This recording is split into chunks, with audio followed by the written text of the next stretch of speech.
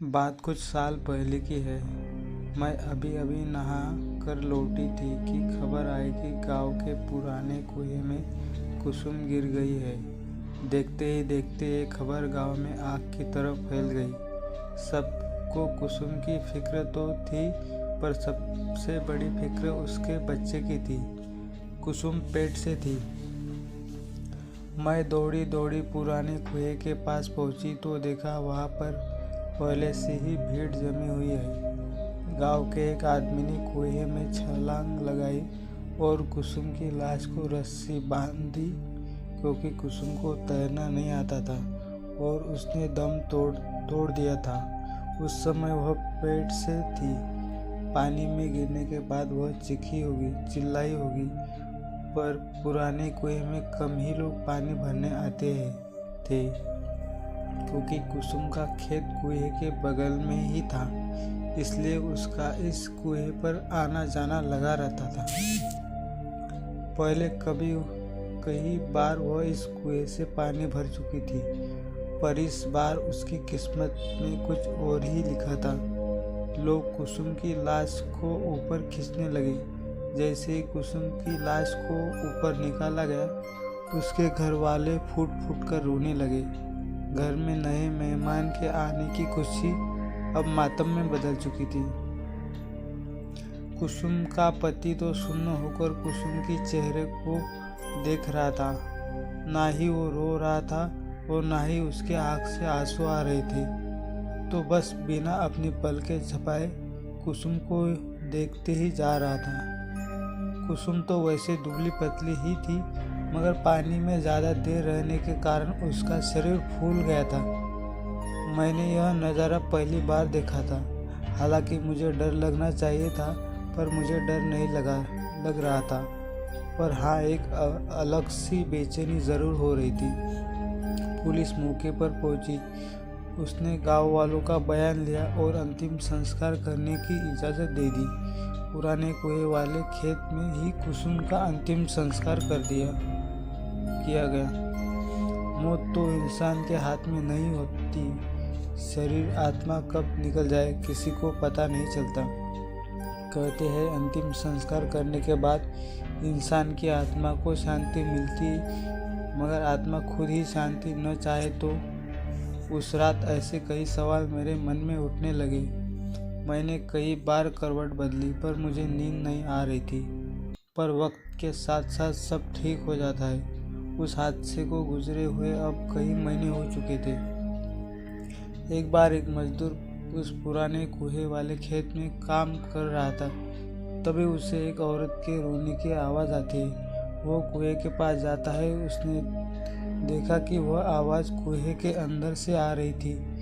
जैसे ही वह कुएं के अंदर देखता है, अगले दिन उस मजदूर को तेज बुखार आता है। तेज बुखार से उसका शरीर तप रहा होता है। वह बार बार कहता रहा कि मेरे पास मत आओ, मैंने तुम्हारा क्या बिगड़ा है, मुझे छोड़ दो। उस शाम उस मजदूर की मौत हो जाती है। गांव में अब पुराने कुएं का डर फैल जाता है। कुसुम की आत्मा अभी भी उस कुएं में ऐसी बातें गांव में शुरू हो जाती है।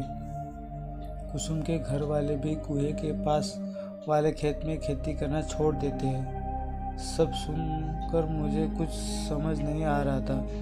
मेरे दादाजी के भी गुजरे कुछ ही महीने हुए थे और उनका अंतिम संस्कार तो हमारे घर के पीछे ही किया गया था। फिर मुझे कभी मेरे दादाजी क्यों न दिखाई दे।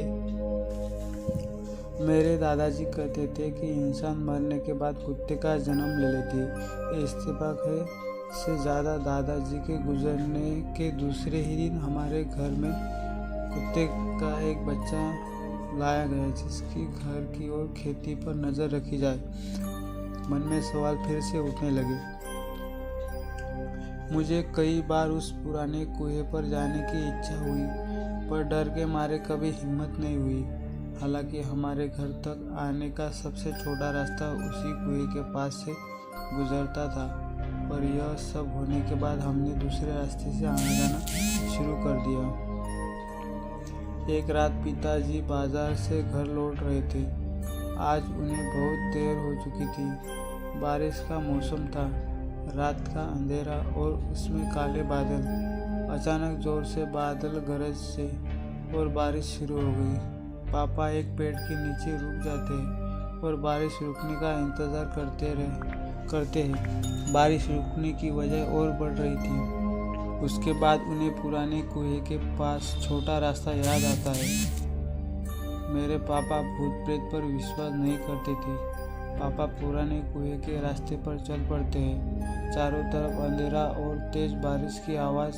पापा तेज चलने लगते हैं। तभी अनेक पैरों के साथ पायल की आवाज़ आने लगती है। पापा एक जगह रुक जाते हैं तो पायल की आवाज़ भी शांत हो जाती है। पापा फिर से चलने लगते हैं। उसी के साथ पायल की आवाज़ भी आने लगती है। तभी उनके पीछे से कोई गुजरता है। वो पीछे देखते हैं तो पीछे कोई नहीं होता, पर जैसे वो आगे देखते हैं उन्हें कुसुम की आत्मा दिखाई देती है। उसे देखकर पापा की आंखें फटी की फटी रह जाती है। वह डर के मारे पीछे जाने लगते हैं और कीचड़ में फंसकर गिर जाते हैं। कुसुम की आत्मा धीरे धीरे पापा के पास आने लगती है। पापा अपनी आंखें खोलकर देखते हैं तो हमारा कुत्ता उनके हाथ चाट रहा होता है। पापा उसे देखकर राहत की सांस लेते हैं। पापा आसपास देखते हैं तो वहाँ कोई नहीं होता। पापा कुत्ते के साथ घर आ जाते हैं। घर आने के बाद उन्हें ठंड लगने लगती है और बुखार भी आता है। अगली सुबह डॉक्टर की दवाई से उन्हें आराम मिलता है।